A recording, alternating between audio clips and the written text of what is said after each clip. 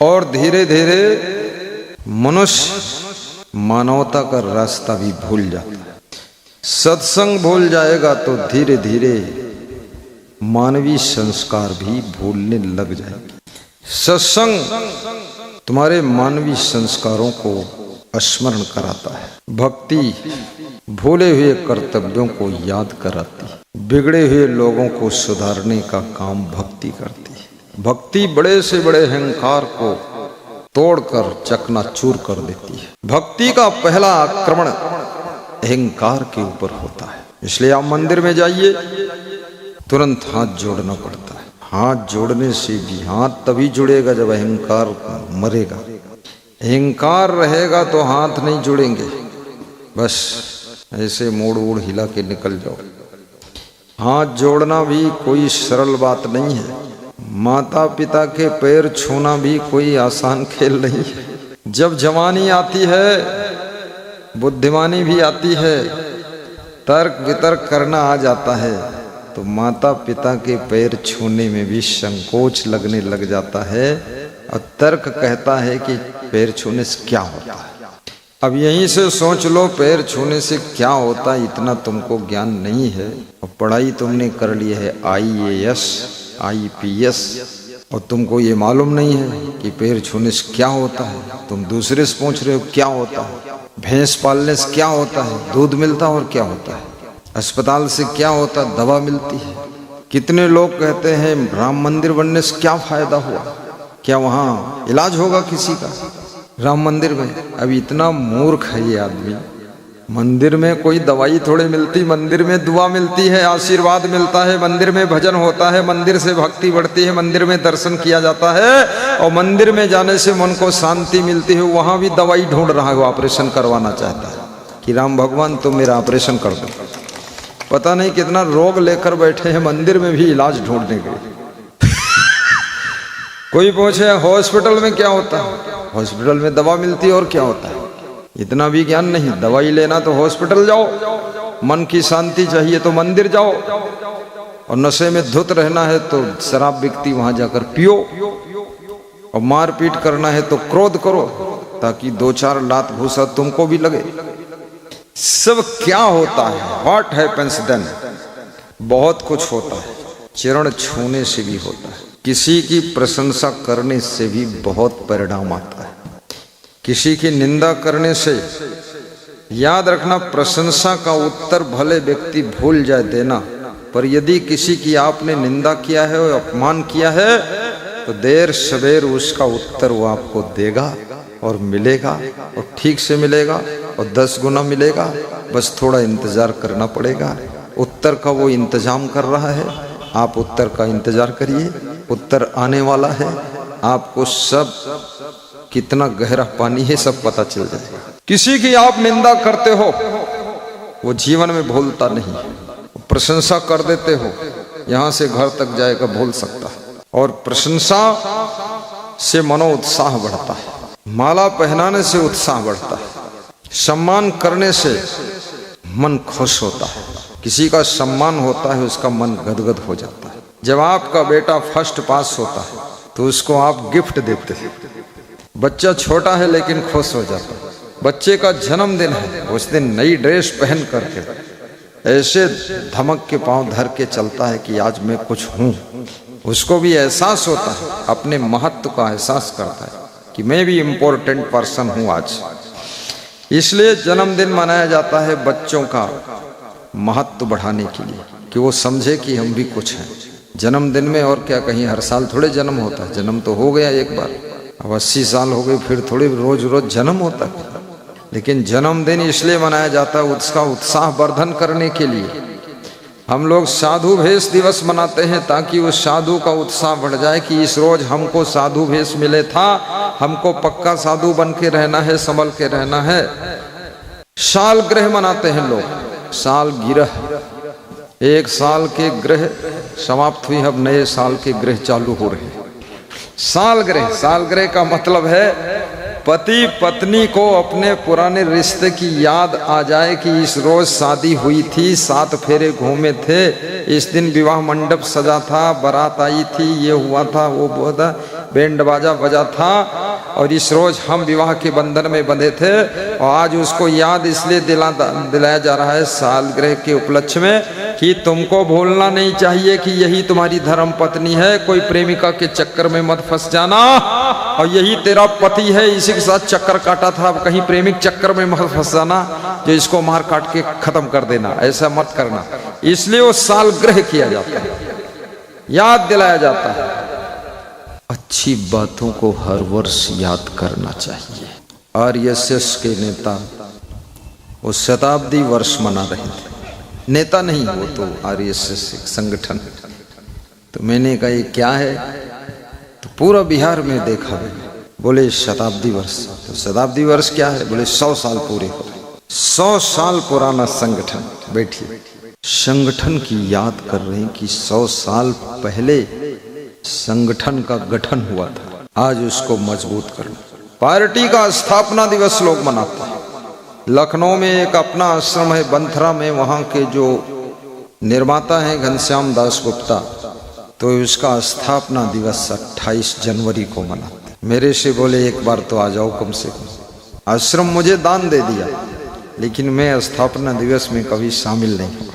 इस वर्ष गया, बेहद ठंडी थी जनवरी में, और गुप्ता जी ने हमको देखा तो बोले कि अब कभी नहीं बुलाऊंगा, अब नहीं, अब नहीं। तो हमने कहा क्या हुआ, बोले आप भी बहुत 1000 किलोमीटर से आए हैं और तुरंत फिर आप ट्रेन पकड़ रहे हैं और इधर उधर सब पटकी पटका। तो हमने कहा आपका मन ज्यादा था इसलिए आ गए, इसलिए हम जाते नहीं। तो बोले अरे आपको आश्रम दिए 5 साल हो गए थे, हम सोच रहे थे आप आ जाए। स्थापना दिवस याद दिलाता है कि इस तारीख को आपने मकान की स्थापना किया, फर्म की स्थापना किया, कंपनी की स्थापना किया, आश्रम की स्थापना किया, पार्टी की स्थापना किया।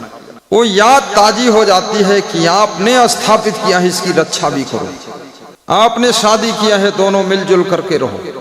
आप साधु बने हो, इस दिन साधु भेष मिला है तुमको 7 जून 1987 को, समझ जाइए। लंगोटी पंगोटी पक्की रखो अपनी, सटपट लंगोटी मत पहनना। और इस दिन गुरुदीक्षा लिया था, गुरुदीक्षा दिवस मनाया जाता है कि हमने इस दिन गुरुमंत्र लिया था। लोग याद रखते हैं अपनी तारीख। आज के दिन 12-14 लोगों ने गुरुदीक्षा लिया है आज, उनको याद रहेगा ये तारीख। क्या तारीख है बोल सकता कोई? 9 मई 2000, बोलते क्यों नहीं? 26, मैं बोल दूंगा 2032। तुम बोलोगे नहीं तो हम गलत बोल देंगे, कुछ हमको सहारा दो। 2026 पूरा परिवार श्री राम बली गौड़ साहब का गुरु मंत्र ले लिया। भांजों ने भी ले लिया, बेटी ने भी ले लिया, सब पत्नियों ने भी ले लिया, भाइयों ने भी ले लिया। चौरी चौरा से आए थे पति पत्नी, उन्होंने ले लिया। बेंगलोर से आए थे, उन्होंने ले लिया। करीब 18-20 लोगों ने गुरु मंत्र लिया। दिल्ली से आए से वो भी ले लिया। और आजू बाजू से जय गुरुदेव के चेला बैठे थे। हमने कहा बाहर निकलो, क्योंकि ये सदगुरुदेव का मंत्र जय गुरुदेव के चेलक कान में प्रवेश कर गया तो कुछ गड़बड़ ना हो जाए। तो बोला गड़बड़ बड़बड़ जो भी होगा, लेकिन रहूंगा इसी में, सुनूंगा फिर मंत्र। बोले डबल हो जाएगा और अच्छा। दूसरे चेला वो हमारा मंत्र सुनते, हम सावधान कर देते हैं निकल जाओ बाहर। कहना नहीं निकलूंगा। तो हमने कहा सुन लो फिर, तो डबल गुरु हो जाएगा। बोले तिबल हो जाने तो क्या फर्क है? रसगुल्ला आदमी डबल खा लेता तो फर्क नहीं, तो गुरु डबल हो जाए तो क्या फर्क है? और विधायक जी डबल गुरु, राम भगवान के गुरु थे वशिष्ठ जी। फिर जब राम भगवान जवानी में प्रवेश करते हैं तब उनके सदगुरु बनते हैं विश्वामित्र जी। राम जब बन जाते हैं तमाम ऋषि मुनियों के आश्रमों पर जाते हैं। सकल मुनि की आश्रमन जाई जाई सुख दीन। अगस्त मुनि के यहाँ गए, भरद्वाज मुनि के यहाँ गए, सुतीक्षण मुनि के यहाँ गए, सर्वभंग ऋषि के यहाँ गए, वाल्मीकि ऋषि के यहाँ गए। तमाम ऋषि मुनियों के यहाँ जा जा करके सबको सुख दिया। आप आश्रम में जाते हो, संतों को सुख देते हो कि नहीं? नहीं देते हो, अब देना शुरू कर देना। राम भगवान ने रामायण में लिखा है कि सकल मुनि की आश्रमन जाय जाय सुख दीन, किसी के यहाँ मेहमान बनो, उसको भी सुख दो दुख मत दो। ज़्यादा डिमांड फिमांड मत रखो कि ये लाइए वो लाइए, और दिल्ली के अनार मंगाइए और बम्बई का सुनार मंगाइए, मेरी नाक में दोनों तरफ छेद कराइए। ये बकवास फालतू मत करो। संतोष, अतीत के अंदर भी संतोष होना चाहिए। संतोष के बिना कोई सुखी नहीं रह सकता है। विश्व के मालिक बना दिया जाए, अगर संतोष नहीं है तो भी दुखी रहोगे।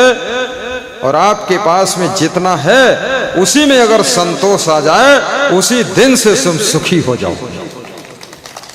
संतोष से सुख का जन्म होता है, बाकी सुख कहीं नहीं। कबीर साहब ने बीजक में कहा है कि संतोष संतोष सुख है, रहो तो हृदय जुड़ा है। हे संतोष, संतोष में सुख है। अगर संतोषी बनकर रहोगे तो हृदय ठंडा हो जाएगा, शीतल हो जाएगा, शांति मिल जाएगी। लेकिन संतोष में रह पाओ तब तो। साईं बाबा के मंदिर में 2 शब्द लिखे हैं। पहला शब्द लिखा है श्रद्धा और दूसरा लिखा है सबूरी। श्रद्धा और सबूरी। सबूरी का अर्थ होता है सब्र करना, संतोष करना। भक्ति के मार्ग में 2 चीजें आवश्यक है। पहली चीज है श्रद्धा के बिना भक्ति मुर्दा है। श्रद्धा ही नहीं तो फालतू ढोना है, जबरदस्ती उसमें बैठना है। और सब्र नहीं है तो भक्ति आपकी जिंदा रहेगी नहीं। तुम इतना क्रोध करोगे कि भगवान को भी उठाकर कुआं में डाल दोगे। क्रोधी आदमी भक्ति नहीं कर सकता। कामी क्रोधी लालची इनसे भक्त न होए, और भक्त करे कोई सूरमा जाति वर्ण कुल खोए। जाति पाति कुल धर्म बढ़ाई, धन बल परिजन गुण चतुराई। भक्तिहीन नर सोहहि कैसे, बिनु जल बारिद देखिए जैसे। महेंद्र पाल पिपराई वाले, साथ में नरेंद्र सिंह गोरखपुर वाले। अरविंद राज भी साथ में आए, इंद्र कुंवर प्रधान कहलाए। ताली क्यों नहीं बजाते हो? दोहा गा रहा हूं। ये कोई रामायण चौपाई थोड़े, तो जरूरत की बनाया हूं। आशीर्वाद है। भक्तिहीन नर सोहहि कैसे, बिनु जल बारिद देखिए जैसे। जैसे बादल खूब घुमड़ रहे, एक बूंद पानी न बरसे, उन बादलों की शोभा व्यर्थ। बादल की शोभा तभी है जब वो पानी बरसे थोड़ा। खाली आया और घूम घाम के चला गया, कोई मतलब नहीं। धनवान की शोभा तब है जो धनवान कुछ दान भी करे। तो धनवान इतना कंजड़ है, आया खीसे उसे काट के निकल गया, कोई मतलब नहीं। बुद्धिमान की शोभा तब है जहां पहुंचे वहां को सेटिंग करे, सुधार करे, उसी गोबर में बैठ लिया, कोई मतलब नहीं। और महान की शोभा तब है जहां पहुंचे वहां अपनी महानता की किरणों के द्वारा लोगों की बुराइयों को दूर करने का प्रयास करे। थोड़ा ताली तुम लोगों की इतनी मरी मराई है, शाम तक तुम तो निपट ही जाओगे, हम भी निपट जाएंगे। जोर से बजाया करो। हाँ, मेरा हुआ गुरु जी से प्यार, हमें डर किसका है। सब जगह ताली बजती है। सत्संग में लोग ऐसे बैठते हैं मुर्दा जैसे कि मरी गई, जिंदा है, शाम तक दफन हुई जी। ये गलत आदत है। सत्संग में ही ताली बजना चाहिए। और ताली बजने से फायदा बहुत, टेंशन कम हो जाती है, मन फ्री हो जाता है, थोड़ा अहंकार भी कम हो जाता है। हंसने से अहंकार कम हो जाता है, ताली बजाने से और कम हो जाता है, पैर छूने से और कम हो जाता है, हाथ जोड़ने से और कम हो जाता है। और क्या कम हो गया, थोड़ा बचा रहने दो, फिर और पूछते। तो ताली तभी बजती है जब मन की टेंशन कम हो जाती है, और ताली बजने से नींद अच्छी आती है। ताली बजाने से हार्ट अटैक की बीमारी कंट्रोल होती है। शुगर कंट्रोल होती है, बीपी कंट्रोल होता है, और जोर से हंसने से टोटल बीमारियां कम हो जाती है। जोर से, ये बंदर जैसे खीसे निकलने से कुछ नहीं होने वाला। एकदम हार्ट हिल जाना चाहिए, पेट हिल जाना चाहिए, पुर्जा पुर्जा। भगवान कृष्ण जैसे हंसते थे, हंसने से क्या कोई तुम्हारी महानता में कमी लग जाएगी। भगवान कृष्ण खूब हंसे और 16 कलाओं से युक्त और भगवान बने, पूजे गए। राम हर समय खुश रहते थे, राम पूजे गए, और तुम हर समय मुंह ऐंठते हो, इसीलिए तो कुछ नहीं हो रहा। बड़ी चिंता, बड़ी टेंशन, कुछ था भी नहीं और तब भी खो गया। बहुत लोग विचित्र है, मैं देखता हूं लोगों को बहुत परेशान देखता हूं, खाम खा परेशान। प्रेम से भोजन कीजिए, जो भी है, खिचड़ी हो या कि रोटी दाल चावल सब्जी हो। रोटी दाल चावल सब्जी से बेहतर कोई भोजन नहीं, सबसे टॉप है। और शरीर को स्वस्थ रखने के लिए सुबह खिचड़ी और कढ़ी सबसे टॉप है। आपके देश का प्रधानमंत्री हफ्ते में 2-3 दिन तो खिचड़ी और कढ़ी खाता है, क्योंकि गुजरात में खिचड़ी कढ़ी खूब खाते हैं। खिचड़ी कढ़ी, कढ़ी जो है पेट की बीमारी को काढ़ कर निकाल देती है, काढ़ देती है। और खिचड़ी जो है पेट में चिपके हुए मल को निकाल कर बाहर कर देती है। लेकिन अब रात भर कर तसला भर कर खाओगे तो खिचड़ी भी फंस जाएगी जाकर। थोड़ा कम खाना पड़ेगा और चबा चबा के खाना पड़ेगा, और 10 मिनट टहलना भी पड़ेगा खाने के बाद। पेट की मोटर में खाने की सवारी कम भरो। गा दूं?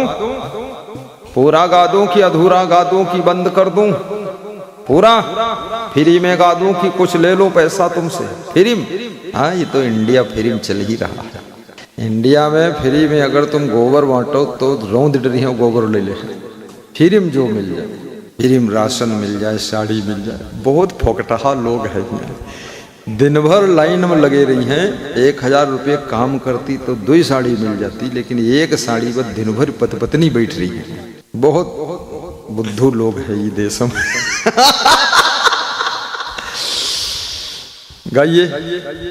पेट की मोटर में खाने, जवान तुम भी गाओ, मुस्कुराओ। सवारी कम भरो, फेल हो जाएगी ओवर लोड हो जाने के बाद, अर्जुमंदान सेहत याद रखे। जिनके मन में स्वस्थ रहने की इच्छा है वह ये नियम याद रखे। क्या नियम है? अर्जुमंदान सेहत याद रखे। 10 मिनट हर रोज टहले, शाम को खाने के बाद। शाम को, दोपहर में खाने के बाद मत टहलना। इस सड़क पर धूप में टहल रहे हो खा के। दोपहर में खाने के बाद 10 मिनट थोड़ा आराम मिल जाए तो ठीक है। वज्रासन में बैठ जाइए। वज्रासन, वज्रासन मतलब घुटनों पर बैठिए। अब क्या मैं कहूँ, वज्र माने वज्र, घुटना पुटना तुम समझ नहीं पाओगे, तुम उल्टे ही बैठ जाइए। पूछ लेना मोबाइल के गूगल में वज्रासन कैसे लगता है। गूगल में सब बता देता है, किस टायर में कितनी हवा डालनी चाहिए, किस गाड़ी में कितनी हवा होना चाहिए, सब बताता है। हमने एक साधु से पूछा बोलेरो पिकअप में हवा कितनी होना चाहिए, तो बोला 80 डालता हूँ। तो गूगल से पूछा तो उसने बताया 36 से 40 डालना चाहिए। हमने कहा दुगनी हवा डालते हो क्या रिजल्ट आया? बोले एक नया टायर फट गया और क्या हो। अरे मोबाइल से सब जानकारी ले सकते हो, उसमें सब कुछ बात है, बीमारी का भी बता देता है। इसलिए वज्रासन में बैठ जाओ 10 मिनट। 15 मिनट प्राणायाम करिए सुबह खाली पेट। 15 मिनट कठोर व्यायाम करिए और 15 मिनट शवासन करिए। 45 मिनट ये हो गए। 45 मिनट पैदल चलिए सुबह। 10 मिनट शाम को खाने के बाद पैदल चलिए, दोपहर में खाने के बाद वज्रासन में बैठिए, तुरंत मत लेटना बाबूजी, थोड़ा टहलिए भी, घर ही में टहलिए, इधर उधर सामान रखिए, पर्दा ठीक करिए, खिड़की पोंछ डालिए, गंदगी कचड़ा, कुछ बात करिए बैठकर अपने वाइफ से। जब से मोबाइल आया है पति पत्नी भी बात करना बंद ही हो गया लगभग। पति पत्नी दोनों अपने अपने मोबाइल में भिड़े रहते हैं, और जो मोबाइल से फुर्सत पाते हैं दोनों आपस में भिड़ जाते हैं। यही हाल होता है। जब बैठ के प्रेम से बात नहीं करोगे, समाधान नहीं करोगे तो दिमाग उलझेगा ना। मोबाइल बहुत ज्यादा देखने से सिर दर्द भी हो जाता है। बताना मेरा फर्ज है, मानना तुम्हारा फर्ज है। 10 मिनट हर रोज टहले। पुलिस जवानों का भी मोबाइल ने हाल खराब कर दिया, मिलिट्री वालों का। पुलिस जवान की कहीं ड्यूटी हो, तुम चौराहे पे बैठा होगा, बस मोबाइल देख रहा, पीछे से कोई का मूड काट ले जाए कोई बात नहीं। मोबाइल में इतना लोग आशिक हो गए, जिनको जरूरत नहीं वो भी मोबाइल रखते हैं। और मोबाइल का खर्चा बहुत बड़ा, भयंकर खर्चा है मोबाइल का, साधारण नहीं है। और रेडिएशन की तरंगें बहुत बीमार करती, नींद भंग कर देती। अपने घर में नियम लागू कर दो, 10 बजे के बाद रात में सबके मोबाइल जमा करो। जो घर का मालिक है, जो सबका बाप है, जमा कर दो एक जगह। मेरे यहाँ सब जमा हो जाता है, मैं सबका बॉस हूँ, मालिक हूँ, जमा कर देता हूँ। सबके एक एक जमा हो जाए। जो जमा नहीं करेगा तो रात में निकलना पड़ेगा वहां से, जिंदगी भर मत आना। सख्त अनुशासन, देखने नहीं दूंगा मोबाइल। सब हंस के जमा कर देते हैं। कुछ साधु तो कहता अरे गुरुदेव मुझे तो जरूरत ही नहीं है, हम तो बिना मोबाइल ही ठीक है, हमारे लिए तो आपका बस दर्शन। जब आपके दर्शन के लिए हमने घर परिवार माता पिता भाई बहन सब छोड़ दिया, तो मोबाइल का डिब्बा क्या काम का? ये बात है। मोबाइल का दुरुपयोग मत करना, और अपने पति के ऊपर बहुत क्रोध भी मत करना। बहुत क्रोध करने से तुम्हारा पति दुखी हो जाएगा, बीमार हो जाएगा, बहुत दुख हो जाएगा। अपनी पत्नी को भी सताना मत, उल्टा पलटा काम करके। उलट पलट काम करोगे तुम्हारी वाइफ को टेंशन हो जाएगी, बहुत दुखी हो जाएगी। दारू मत पीना नंदलाल, और पान पुड़िया तंबाकू मत खाना भोंदूलाल, और गांजा चरस सिगरेट मत पीना चंदूलाल। ये सब छोड़िए। चाय भी केवल सुबह एक चाय लीजिए बस। एक सज्जन चाय पीते थे 18 चाय 24 घंटे में। पेवर दूध की चाय, स्ट्रांग चाय, और टाटा की चाय, ताजी बागानों की चाय, और चाय ना मिले तो चाय चाय, और उसमें इलायची डालते थे ऊपर से, ऐसा लगता था खीर बना रहे। वो हालत हुई। मैंने उनसे तो कुछ पूछा ही नहीं, लेकिन 37 साल बाद पूछा क्या तुमको शुगर है? बोले 320 है। तो हमने कहा खाली पेट की भरे पेट? बोले खाली पेट। हमने कहा भरे पेट? बोले 500 के ऊपर है। तो हमने कहा चाय? बोले अब छोड़ दिया। हमने कहा अभी और पियो, 700 पर शुगर पहुंचाओ। विश्व में सबको जैसे चाय में हराया था, ऐसे शुगर की बीमारी हराओ, नंबर 1 पे जाओ। खूब सड़ो, टांग कट जाए, हाथ कट जाए तब बढ़िया, सड़ जाए। मूर्ख। प्रकृति के अंदर अगर अति करोगे तो याद रखना अति से तुम्हारी दुर्गति होगी जरूर। कोई कार्य अति करोगे, कितना नेता अति भाषण किया, भाषण करते करते मंच पर ही बेहोश होकर गिर पड़ा। बहुत बेवकूफ आदमी है। इतना भाषण करने कौन जरूरत है? तुम सोचते हो हम भाषण करके सबकी खोपड़ी में घुसेड़ देंगे ज्ञान? अरे इनकी खोपड़ी नहीं सुधरेगी, जितनी वोट देना लेना हो जाएगा। तुम मरो मत, गिरो मत, बेहोश मत हो, प्रेम से बोलो, पानी भी पी लो, थोड़ा हंस भी दो। बहुत ज्यादा ढाक ढाक करने से कोई मतलब ही नहीं निकलेगा। नेताजी आराम से जाइए, सो जाइए, वोट मिल जाएगा जी। जय हो बजरंगबली की। खुल गई नई गली, बोलो बजरंगबली। हाँ, झंझट में कईयों बड़ा बड़ा नेता बेहोश होकर गिरा। जय जय जय जय जय जय जय। वाह जय श्री गंगा गौड़, आज ताकत आई तुम में कुछ। कल जो बादल आए थे डर में तुम बहुत परेशान थे, आज हिम्मत आई, आज बादल नहीं है लेकिन विधायक आए, बढ़िया बात है। विधायक खिलाड़ी है, कल बादल आए तो वो आया ही नहीं, समझा बदलन में कौन फंसे। और आज विधायक जब देखा बादल नहीं तो विधायक आ गए। होशियार तो हो नहीं चाहिए, झंझट में कहाँ पड़ेगा। साहिब बंद की गाओ। तंदुरुस्ती और सेहत चाहने वालों सुनो, ज्यादा दूध भी मत पीना, ज्यादा दाल भी मत खाना, चावल भी ज्यादा मत खाना, रोटी भी ज्यादा मत खाना। तो ज्यादा क्या खाओगे? तुम पूछोगे तो ज्यादा क्या खाऊं? ज्यादा कुछ न खाना है, न ज्यादा बोलना है, न ज्यादा सोना है, न ज्यादा जागना है, न ज्यादा मोबाइल चलाना है। अति हर सेंटर में बंद कर दीजिए, फिर निर्द्वंद हो जाएगी। नींद आ रही है सो जाइए, जबरदस्ती जागते हो। और टेंशन लेने से कोई फायदा नहीं, मर जाओगे, 4 लोग दफन कर देंगे, दोबारा तुमको कोई याद नहीं करेगा। जिनके लिए टेंशन कर कर के शुगर पैदा हुई है, वह नालायक रोज यही मंत्र पढ़ रहे हैं कि ये मर जाए तो अच्छा है। तुम उनके लिए टेंशन हम पड़े, छोड़ो टेंशन। और बुढ़ापे में ज्यादा पछड़ा मत पालो, तखत पर बिछौना बिछा लो, कोमल मत बिछाओ, कड़ा मत बिछाओ, मीडियम बिछाओ। और लेटे लेटे प्रवचन सुनो, फिर बैठे बैठे सुनो, फिर व्यायाम करो ऐसे ऐसे, फिर मुस्कराओ, फिर हंसो। अब घर के बुलाने आए तो खाओ, नहीं तो पानी रख लो, 1 बाल्टी पीते रहो। और पड़ोस में बाथरूम बना लो, जवानी में उसी में लवसंका जाते रहो।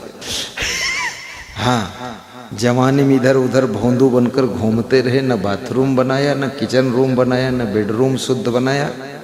जब तक तुम मालिक थे सब सेटिंग सही कर लो, अपने लिए भी, बच्चों के लिए भी कर दो। और बच्चे स्वयं ऐसे महान बच्चे बनो कि माँ बाप के लिए और बेस्ट रूम बना दो। माँ बाप ने मकान बनाया, उसमें बेटा बेटी बहू रहते हैं, अब बेटे बहू का नंबर आया है कि तुम नया मकान बनाओ, टॉप का रूम, जिसमें अपने बाप को रखो, अपने सास ससुर को रखो। कर्म के कर्ज से छुटकारा पा जाओ। ये आलसी बेटा उसी पुराने घर में लेटा। एक 40 साल का बेटा मिला, मैंने कहा क्या करते? बोले अभी तो कुछ नहीं करता। तो हमने कहा कौन करता? बोले अभी तो बाप कर रहा है। तो बाप कितनी उम्र है? बोले 70 साल। तो हमने इस बाप से पूछा ये बेटा क्यों नहीं कर रहा? बोले ये आलसी है। तो हमने कहा तुम क्यों कर रहे हो? बोले मैं मेहनती हूँ। तो हमने कहा तुम मर जाओगे तब इसका क्या होगा? बोले ये हमसे पहले मर जाएगा, नालायक है। कितने बेटा इतने कमजोर हैं, वापस पहले मरने को तैयार है। ना मालूम कौन कुकर्म करते। थोड़ा हष्ट पुष्ट तंदुरुस्त भी रहो, कुकर्म छोड़ो, बलवान बनो, ताकतवर बनो, शक्तिशाली बनो, बुद्धिमान बनो, चतुर बनो, खिलाड़ी बनो। दुनिया में ना खेल बदलता है ना खिलाड़ी बदलते हैं, खेलने का तरीका बदलो तो हर खेल में जीत आपकी होगी, जीत आपकी। बोलिए सदगुरु।